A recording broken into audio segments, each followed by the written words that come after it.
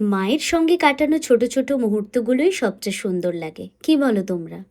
এটা ছিল গতকালের ভ্লগ। আমি আর মা সকাল সকাল রেডি হচ্ছিলাম একটু মার্কেটে যাব বলে। আর টোটোর হাওয়া খেতে খেতে আমি আর মা চললাম মার্কেটে। দেন আমরা একটা কনজিউমার স্টোরে ঢুকলাম। মা এই কনজিউমার স্টোর থেকে সব গ্রোসারি শপিং করে।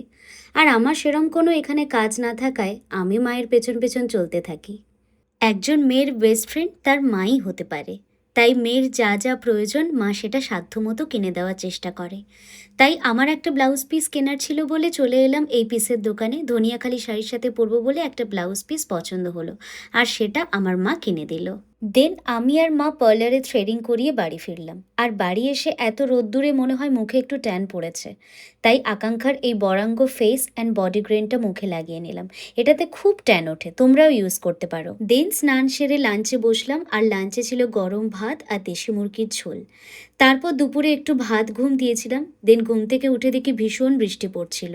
আর এটা যেহেতু বর্ষাকাল তাই বৃষ্টি পড়াটাই স্বাভাবিক। সন্ধেবেলা কোনো কাজ না থাকায় বসলাম এই মুভিটা নিয়ে। তারপর আমাদের ডিনারে ছিল ফ্রাইড রাইস আর chilli chicken. So that's it for today. By.